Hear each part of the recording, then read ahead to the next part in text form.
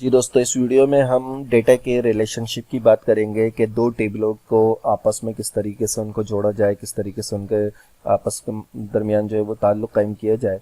Primary की एक होती है जिसको इंडेक्स हमने इंक्रीमेंट ऑटो इंक्रीमेंट दिया था, ठीक है, जिसको हमने इसके अंदर जो है वो रिक्वेजिशन आईडी बनाया था। जिसको मैं ज़रा यहाँ देखते हैं तो एक हमने ऑथर के अंदर रिक्वेजिशन आईडी इसको बनाया है।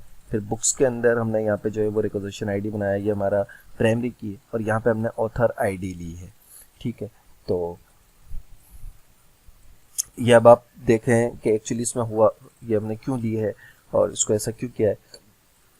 तो बुक्स के टेबल में आप देखें तो इसमें ऑथर आईडी है के नाम से एक कॉलम है, और इसमें हमने जो है वो जो राइटर है इस किताब का, उस किताब के राइटर की जो रिक्वेजिशन आईडी है, यहाँ पे ये रिक्वेजिशन आईडी इसकी 1 2 3 है राइटर की, ठीक है।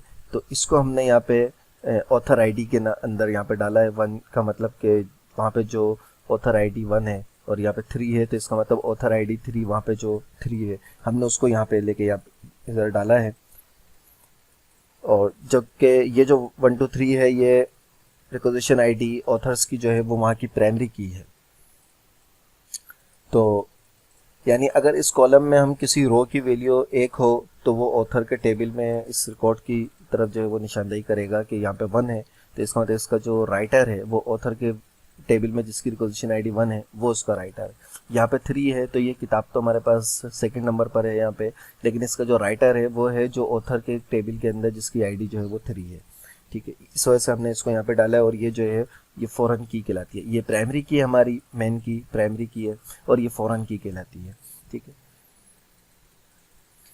अब इस की के ज़रिए जो है वो हम उस ऑथर वाली जो टेबल है उसके अंदर जो है वो इसका ताल्लुक़ कायम करेंगे। इसके लिए हमें इसका बेसिक क्या है कि हमें एक्चुअली कि एक टेबल के अंदर हम बहुत सारा डेटा जो है वो इसके अंदर हम डालेंगे, और कहीं पर चेंज करना होगा, कहीं नाम चेंज करना होगा। अब ये किताबें तो इसमें बहुत सारी होंगी, अगर आप इसको ज़रा देखें तो किताबें बहुत सारी होंगी। फॉर एग्जांपल हमारे पास 1000 किताबें हैं और वो राइटर जो हैं वो 100 हैं। अब अगर हमें कहीं किसी राइटर का नाम चेंज करना होगा और 1000 किताबें हैं, तो आप सोचें कि वो हमें कितना उस राइटर का नाम कहाँ कहाँ चेंज करना होगा। तो इसलिए जब भी हम डेटाबेस के अंदर काम करते हैं तो इसके लिए हम पहले ये बना लेते हैं कि जो राइट ऑथर है, ऑथर हमने बिल्कुल अलग कर लिया कि ये ऑथर लिखने वाले जो हैं वो अलग हैं। इसी तरह बुक्स हमारे पास जो हैं वो बिल्कुल बुक्स हमारे पास अलग हैं। अब इसका रिलेशनशिप बनाने के लिए हमने ऑथर की आईडी यहाँ ले ली है, ताकि अगर हमें नाम चेंज करना हो, कुछ चेंज करना हो, तो हम सिर्फ इधर चेंज करना है। कि अगर हमारे पास यहाँ 1000 किताबें और 1000 किताबों में हमने 100 राइटरों के नाम लिखे हैं, तो अब हमें हर जगह जो है वो राइटर का नाम ना चेंज करना पड़े, बल्कि हमने यहाँ पे एक राइटर का नाम दे दिया है। अब हमें जब भी लेना होगा हम इसका आपस में रिलेशन बनाएंगे और उसको ले लेंगे। तो अब हम इसके अंदर देखते हैं कि किस तरीके से हम जो है वो इसके अंदर ज्वाइन करते हैं, दोनों टेबलों को आपस में किस तरह ज्वाइन करेंगे हम, तो उसकी क्यूरी क्या होगी, तो उसको यहाँ पे ज़रा देखते हैं। हम सबसे पहले इसको सिलेक्ट कर लें, सिलेक्ट करेंगे हम, और यहाँ पे हम कहेंगे कि सिलेक्ट टाइटल, सिलेक्ट टाइटल, ठीक है। उसके बाद पब्लिशिंग ईयर, और इसके बाद मैं कह रहा हूँ ऑथर का फर्स्ट नेम जो है वो मुझे चाहिए, ऑथर का फर्स्ट नेम मुझे चाहिए, ठीक है। ये 3 चीज़ें मुझे चाहिए। अब आप ये देख रहे हैं कि टाइटल ये तो बुक्स की जो टेबल है उसमें, पब्लिशिंग ईयर ये भी उसमें है, लेकिन ऑथर का फर्स्ट नेम तो ये बुक में नहीं है, ये तो ऑथर में है। तो अब हमें ये 3 चीज़ें एक साथ चाहिए। इसके लिए हम क्या करेंगे, अब ये हमने तीनों सेलेक्ट करे और यहाँ पे मैंने कहा कि फ्रॉम मुझे चाहिए बुक्स में से और ऑथर्स की टेबल में से, ठीक है। वेयर वे जहाँ बुक्स की author ID is equal to authors की रिक्वेजिशन आईडी। अब ज़रा आप यहाँ पे गौर करिएगा कि सिलेक्ट करें टाइटल को, पब्लिशिंग ईयर को और ऑथर फर्स्ट के नेम को, कॉलम को। इन तीनों को सिलेक्ट करें कहाँ से, बुक्स में से और ऑथर्स की टेबल में से। वे जहाँ बुक्स की ऑथर आईडी बराबर हो ऑथर्स की रिक्वेजिशन आईडी के, यानी बुक्स की जो ऑथर आईडी है, बुक्स के टेबल में जो ऑथर आईडी होगी 1 2 3, उसको हम कह रहे हैं कि जहाँ बुक्स की ऑथर आईडी ऑथर्स के टेबल में जो रिक्वेजिशन आईडी है उसके बराबर हो, तो उस एतबार से हमें जो है वो टाइटल, पब्लिशिंग ईयर और ऑथर हमें दे दो। तो इसको ज़रा हम चला के देखें। तो ये देखिए ये हमारे पास टाइटल आ गया, पब्लिशिंग ईयर आ गया और ऑथर फर्स्ट आ गया। और यहाँ पे इसने बता दिया कि जो ये किताब है, ये किताब पब्लिशिंग ईयर ये है, इसका ऑथर कौन है ये है, और ये किताब है इसका ऑथर कौन है, और ये किताब है इसका ऑथर कौन है। ठीक है, आई होप कि ये आपको समझ में आया होगा। नहीं तो दोबारा इस वीडियो को दोबारा से देखिए। बिल्कुल सिंपल सा प्रोग्राम है, सादा सा। दोबारा बता दूं आपको कि किस तरीके से काम कर रहा है।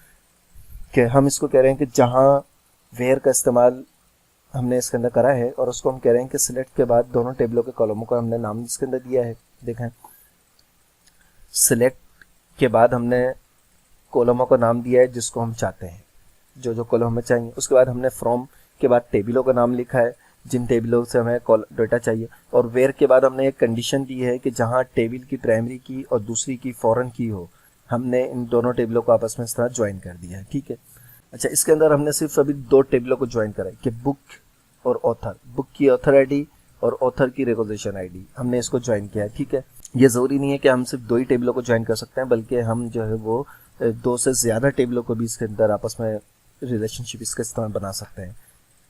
बस हमने ये पढ़ा था ना कि अभी मैंने आपको बताया था कि टेबल के अंदर एक प्राइमरी की होती है जो कि रिकॉर्ड्स की निशानदेही करती है, और जिस टेबल का इससे ताल्लुक़ कायम करना हो उसमें एक फॉरेन की होगी जो पेरेंट टेबल की के प्राइमरी की के पर मुश्तमिल होगी। अच्छा, अब यही काम हम एक और तरीके से कर सकते हैं। ये हमने अभी कंडीशन अप्लाई करी थी, इसके साथ साथ हम यही काम किसी और एक और तरीके से भी कर सकते हैं। उसमें हमें क्या करना होगा कि हम उसमें करेंगे सिलेक्ट टाइटल पब्लिशिंग ईयर और ऑथर फर्स्ट लेंगे फ्रॉम, यहाँ से यहाँ तक मैं हटा देता हूँ, बल्कि ज़रूरी नहीं है हटाना, बल्कि यहाँ पे मैं यहाँ पे फ्रॉम। अब फ्रॉम के बाद मैं यहाँ पे लिखूँगा कि फ्रॉम बुक्स, बुक्स में से इनर ज्वाइन कर दो।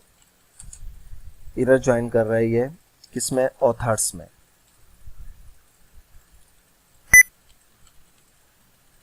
Inner join